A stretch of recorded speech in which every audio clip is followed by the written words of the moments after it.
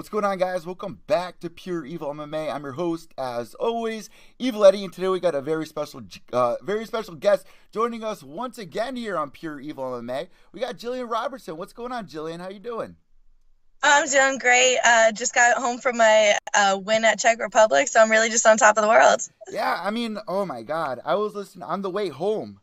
I was listening to J. Cole's Middle Child, and I couldn't help but think of you because one of the lyrics in the song is "Everybody counts him out," and I feel like that's your situation most of the time between the Meatball Molly fight and this fight right here. I mean, we have so much to talk about. I'm so happy that you won, and let's start right here.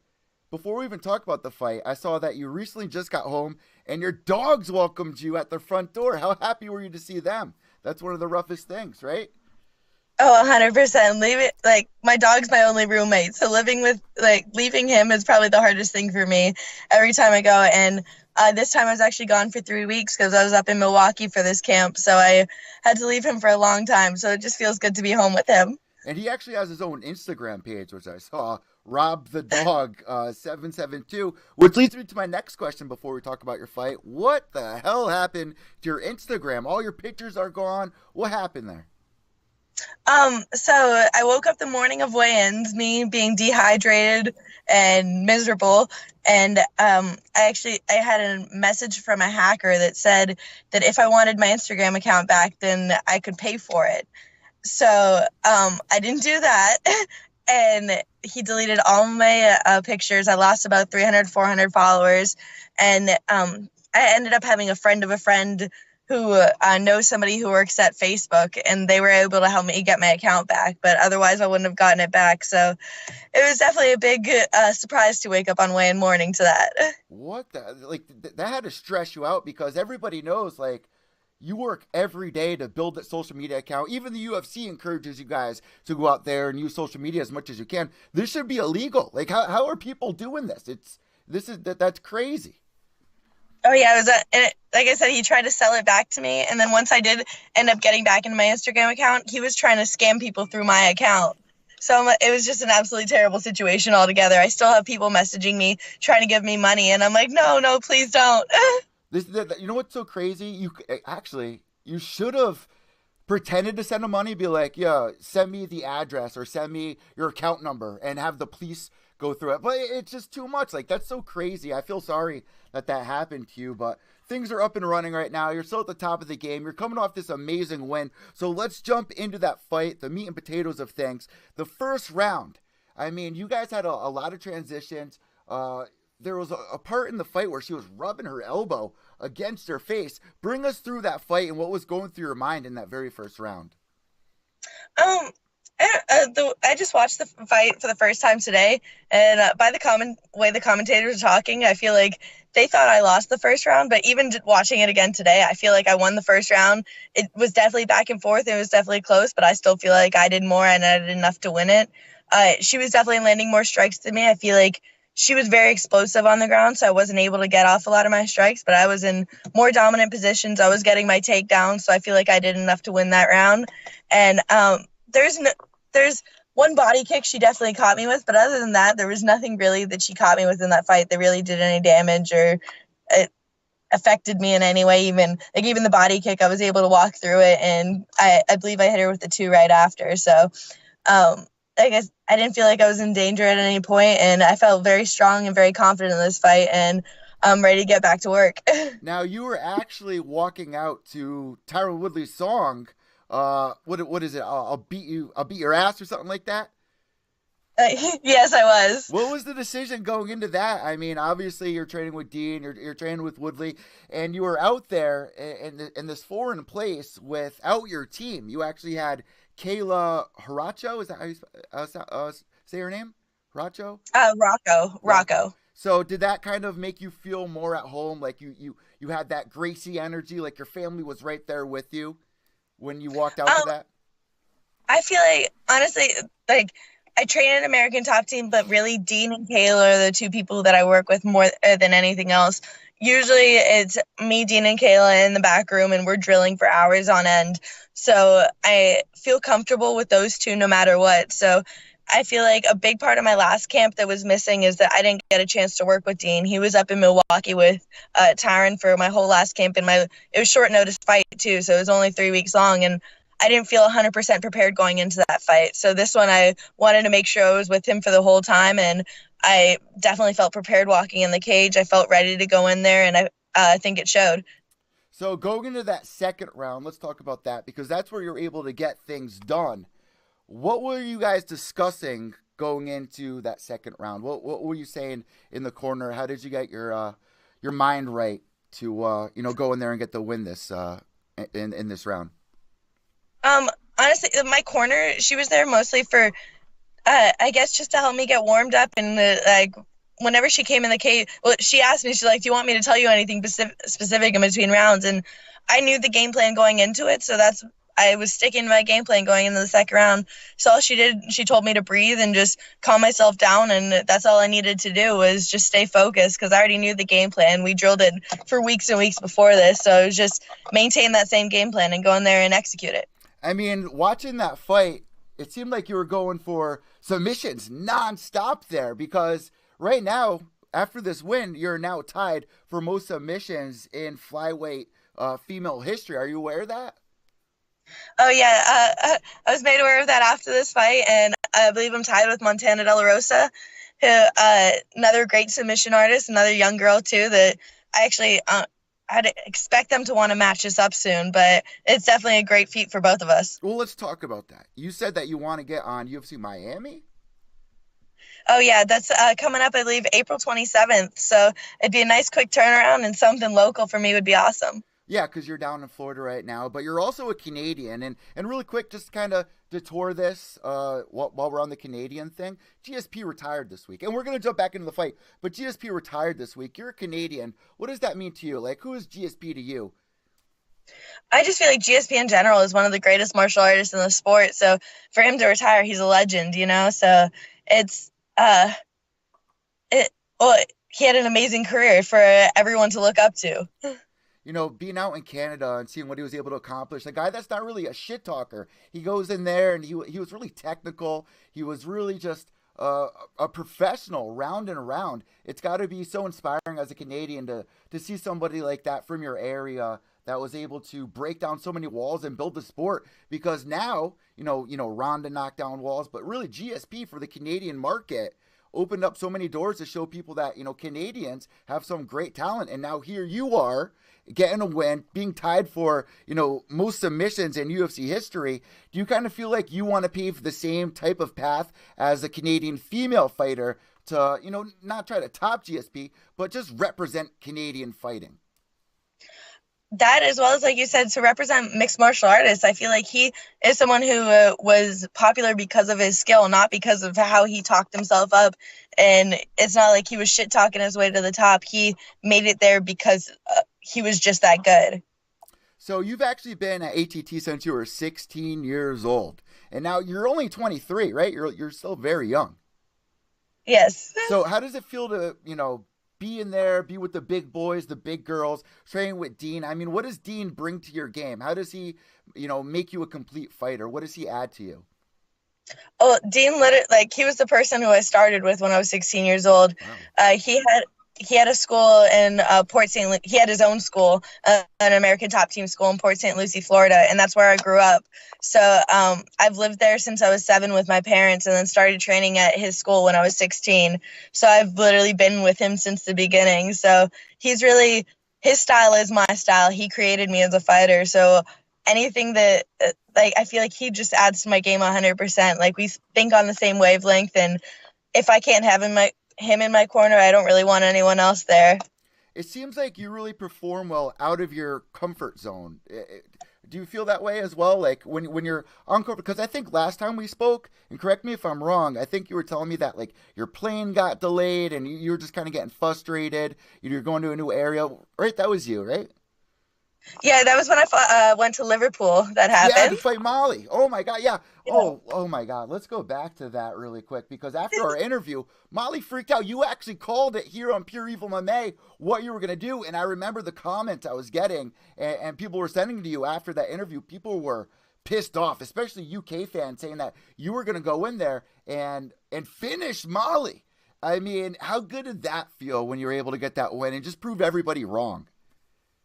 I feel like every win just feels amazing, and it's like I just put so much into these camps, especially Molly. I had a 6-week camp, so that's a month and a half of me just thinking about one person, going to bed every single night just thinking about one person. So once it's finally over, it just feels good for it to be done with and to have that couple days of relaxation where I don't have to stress about that one thing anymore.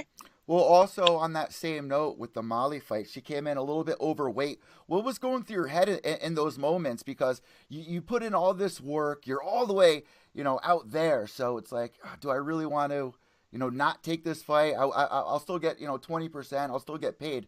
But what made you decide to push forward and still accept the fight, even though she was, way overweight?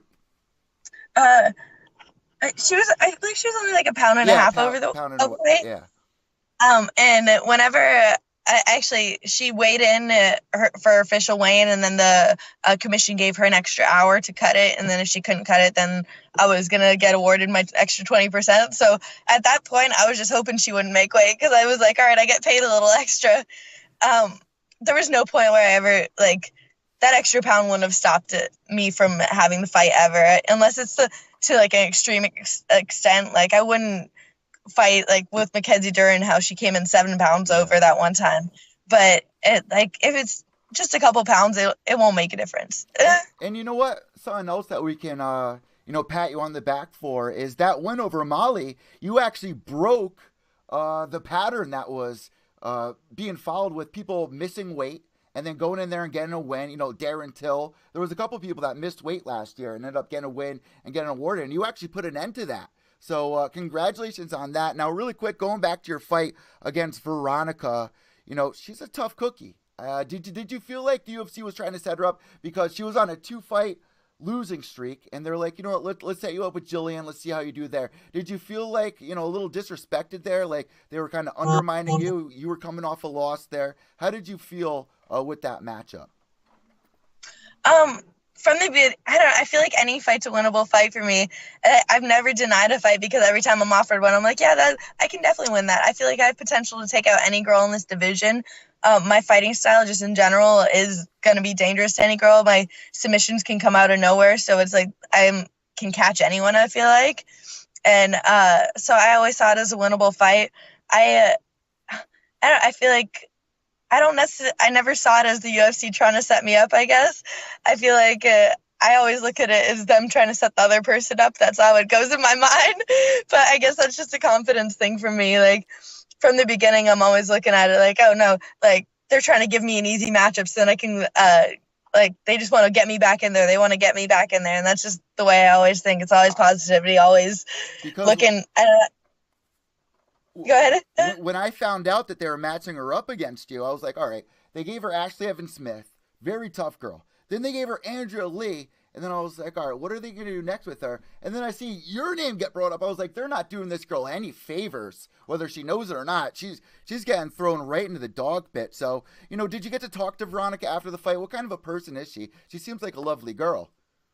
Oh, I never talked to her at all after the fight. I didn't. I saw her for a couple seconds and just hugged her and thanked her for the fight. But yeah, we never exchanged any words. Now, for somebody like her, she was coming to the UFC 5-0. What kind of advice do you give to girls that were doing the same thing that you were doing? As an amateur, I think you were like 9-1. You became a pro. You got on the Ultimate Fighter. What's some of the best advice to prepare somebody for the big stage like the UFC that would follow the same path that you did? I just feel like it's a different level once you get to the UFC. Like when you're out, like I took every fight that I could get. Like I said, I was fighting everybody. So yeah, I do have some losses on my record, but like I was fighting everybody. I wasn't like searching for scrubs. And I feel like a lot of it's easy to pad your record before you get in the UFC. You can find a lot of girls who are scrubs and just kind of get your wins. But then once you get to the big show, it's not as easy. And you realize that there are no scrubs in the UFC. So I just say, if you want to see your real, then accept fights.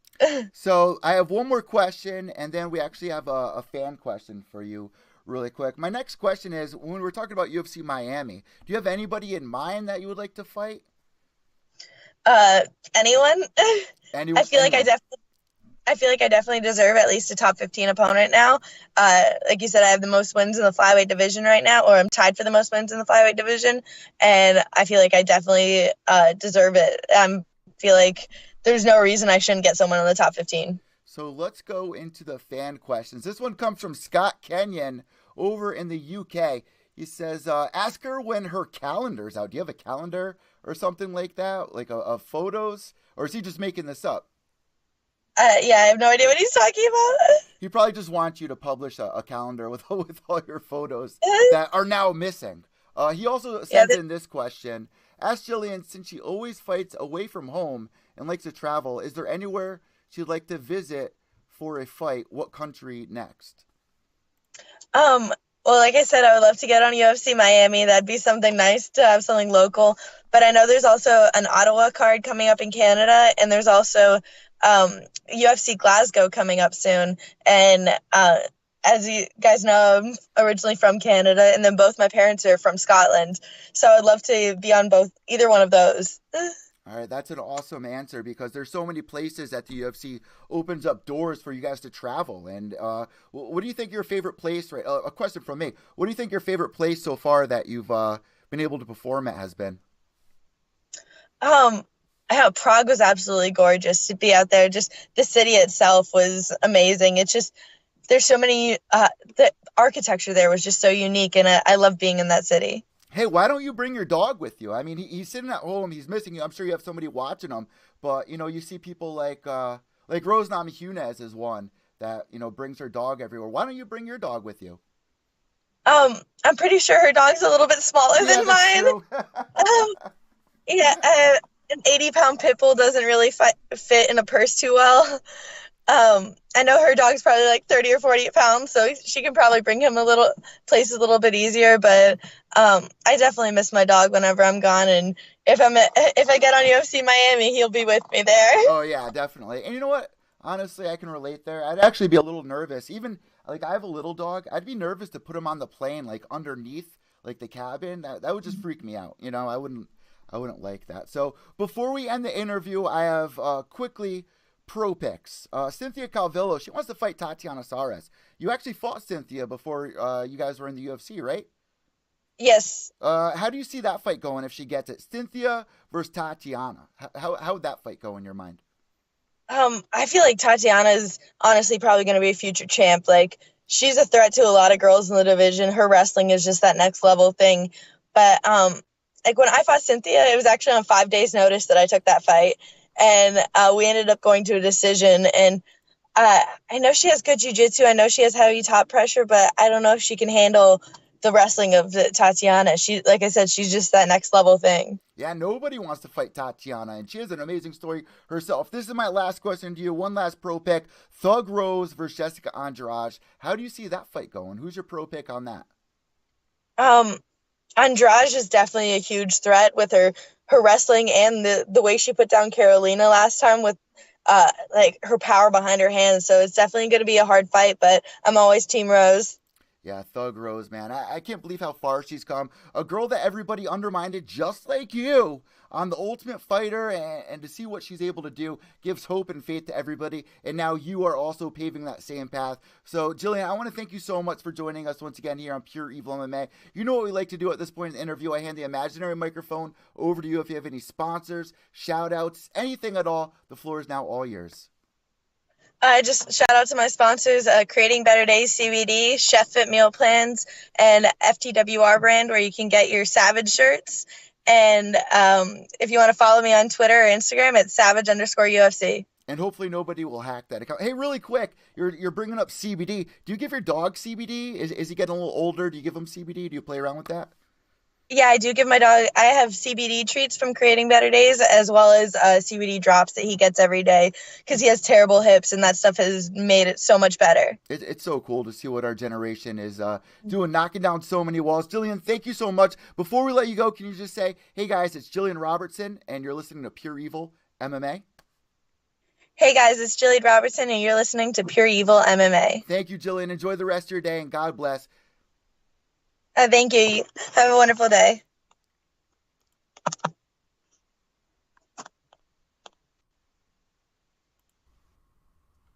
There you guys go. Gillian Robertson joining us once again here on Pure Evil MMA. What a pleasure to have her on. One thing that I always enjoy about having her on the show is, after the first time, you guys know I have Robert TQ Turnquest on all the time, and he's actually the one that hooked me up with Gillian to get her on for that first interview. And ever since then, man, every time this girl fights, I'm at the edge of my seat. I'm so nervous. This happens with a lot of fighters that come on the show. You get a little bias. You want to see them do well, obviously. You want to see, people that come on your show, and, especially when she had the Molly McCann fight. She came on right before that. And I remember the backlash that she got afterwards, where people were just, denying her, telling her that she was going to literally get destroyed inside the cage. And she went in there and was able to get a finish. And now she is tied for the most submission wins in that division's history. And yes, you guys are going to say, well, Ed, it's a new division. That's still an amazing accomplishment. There's not many people that can say they have records inside the UFC. So congratulations, Gillian, on that. Congratulations on your win. That would be amazing to see you on UFC Miami. Even though I enjoy watching you kind of get out of your comfort zone, I think that you performed really well during that. We'll see how she does fighting at home. And in this case, she'll be able to have Dean in her corner. She'll be able to feel a bit more comfortable, have her dog there as well. And I thought it was so badass to see her walk out listening to or playing Tyrone Woodley's song, which I did a reaction to, and it's really not that bad. Everyone's jumping down his throat, but really, it's really a pretty decent song. I would love to hear the people talking shit to make their own rap song, and I'd love to react to their rap song. So it's a little harder than you guys think, especially when you have so much on your plate. So a big shout out to T Wood, shout out to Dean Thomas, shout out to Gillian Robertson, everybody over at ATT, Trisha Sarro, another one that likes to come on the podcast. They have just absolute killers over there, especially for the females. And you have Gillian, who's been over there since she was 16 years old. She's now 23.